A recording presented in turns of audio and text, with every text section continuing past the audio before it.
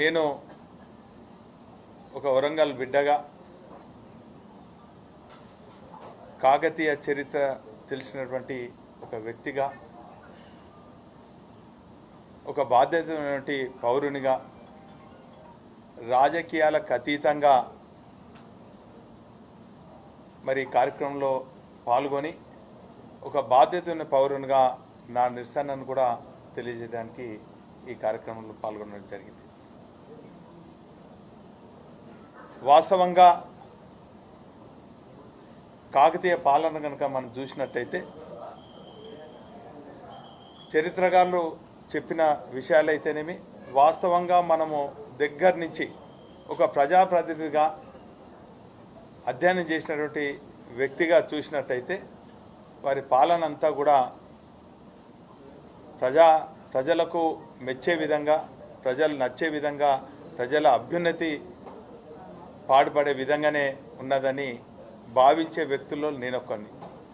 ముఖ్యంగా వారి పాలన అంతా కూడా 3 టీలపై ఆధారపడి ఉన్నది.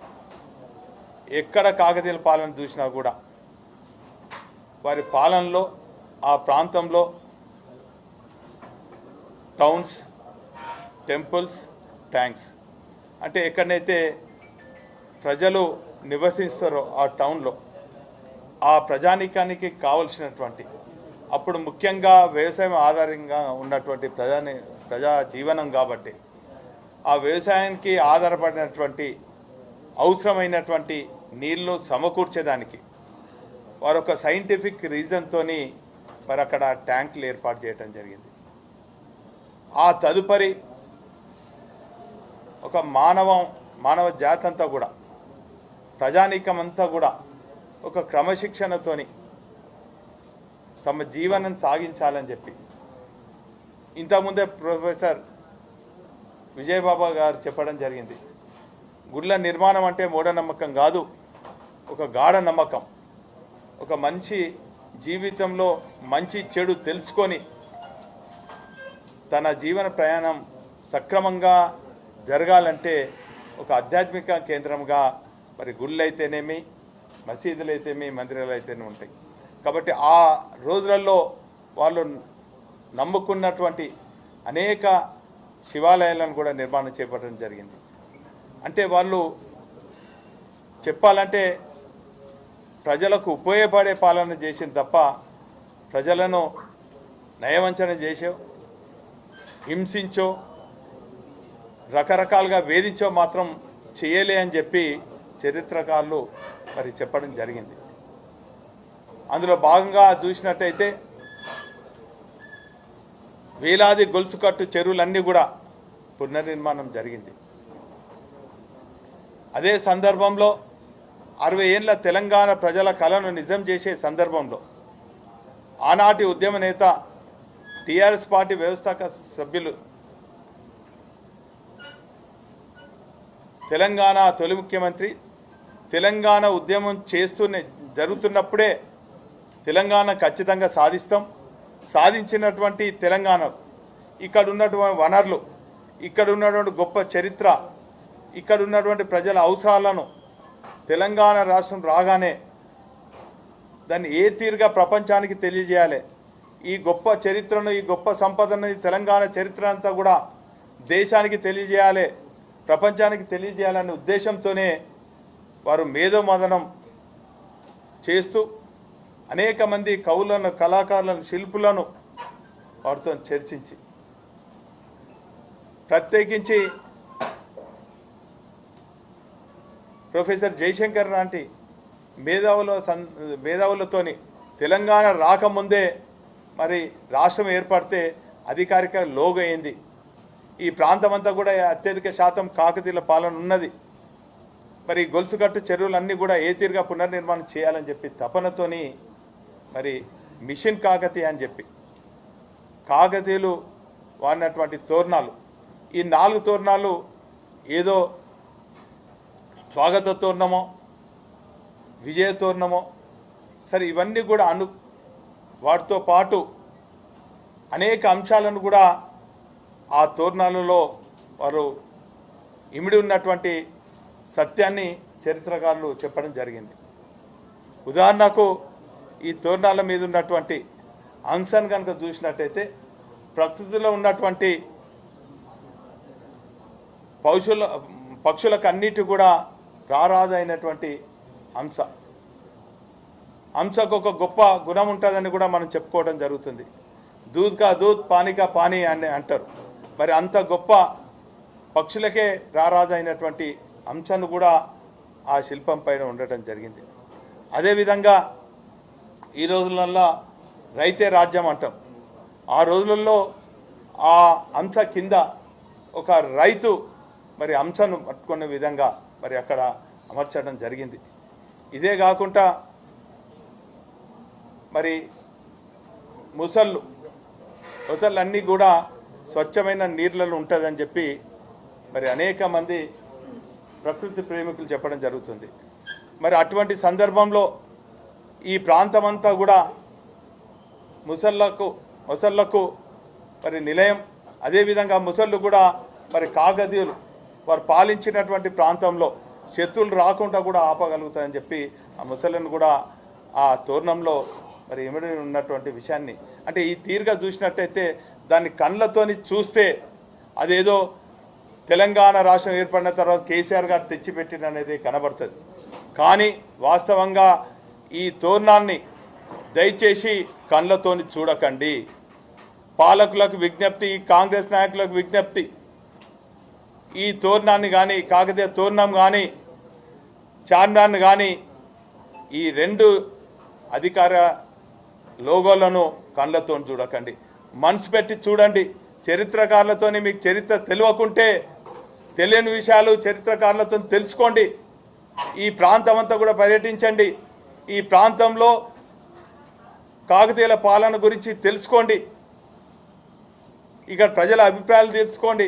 ప్రజల మనోభావాలు తెలుసుకొని మీరు నిర్ణయం తీసుకోవాలి తప్ప ఇదేదో కేసీఆర్ గారు చెప్పిననో కేసీఆర్ గారు తొలి ముఖ్యమంత్రి కాబట్టే ఇది ఆయన నిర్ణయం తీసుకున్నాను అనుకుంటున్నారు. ఇది కేసీఆర్ గారు తీసుకున్న నిర్ణయం కాదు.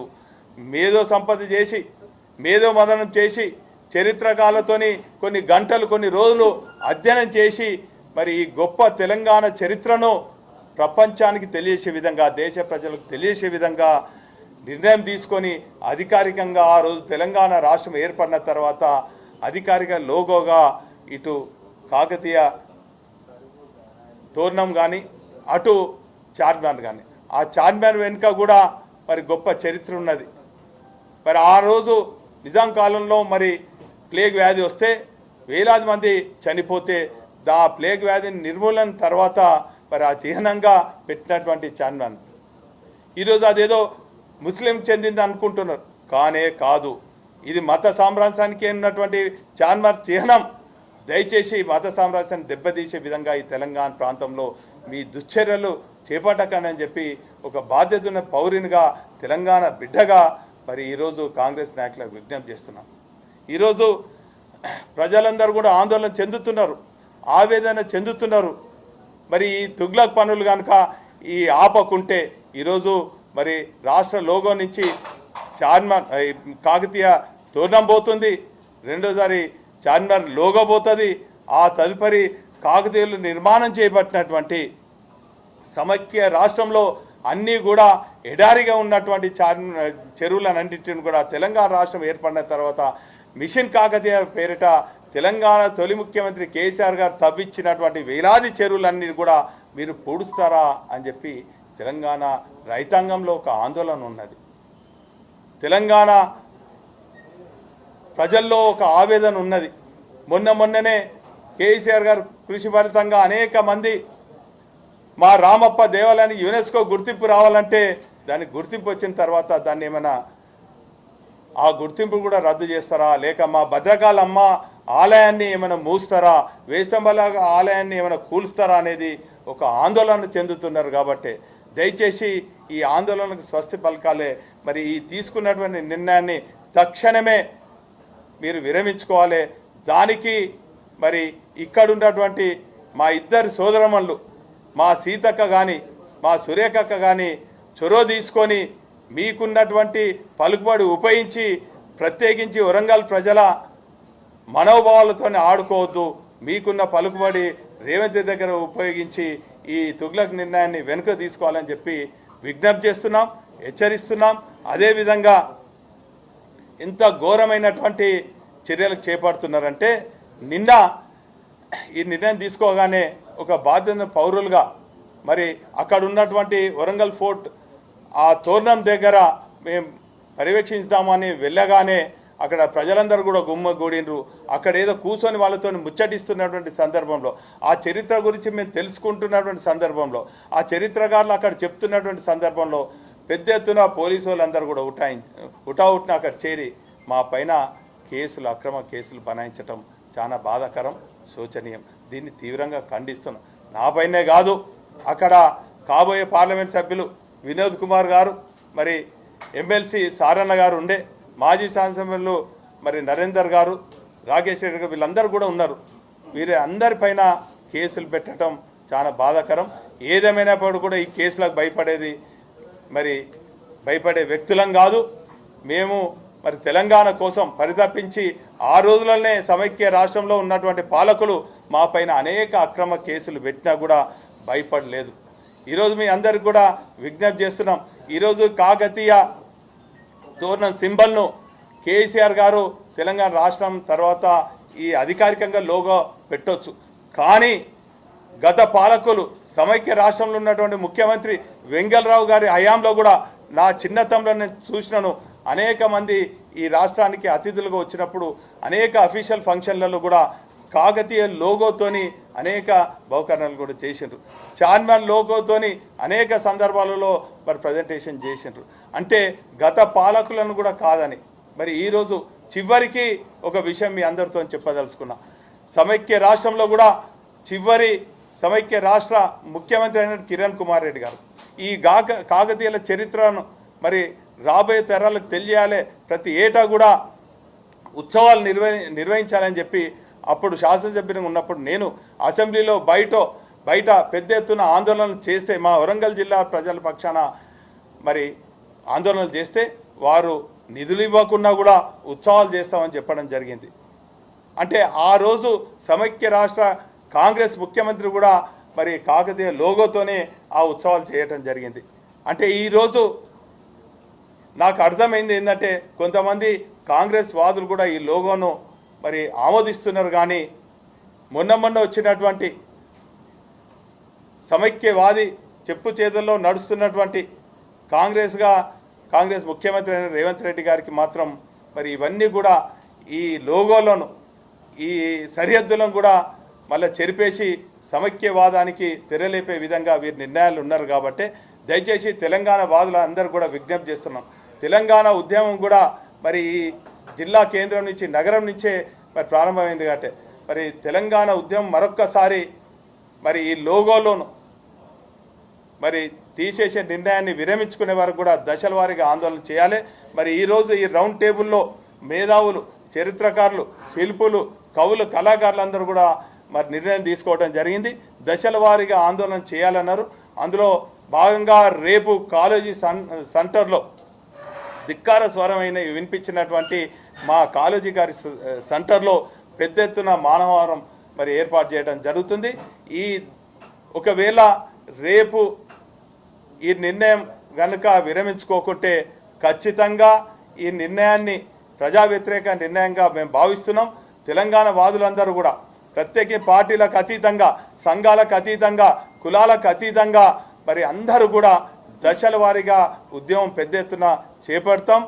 ఈ నిర్ణయాన్ని విరమించుకునే వరకు మేము ఆందోళన చేపడతామని కూడా ఈ సందర్భంగా తెలియజేసుకుంటూ మరి ఈ రౌండ్ టేబుల్ సమావేశంలో మరి నిర్ణయం తీసుకున్నటువంటి మేధావులకు, చరిత్రకారులకు, కవులకు, కళాకారులకు, విద్యార్థులకు అందరికీ కూడా పేరున కృతజ్ఞ ధన్యవాదాలు. ఖచ్చితంగా ప్రజల ఆలోచన విధానం మేరకు మేము ఉద్యమిస్తామని కూడా ఈ సందర్భంగా తెలియజేసుకుంటూ థ్యాంక్ యూ.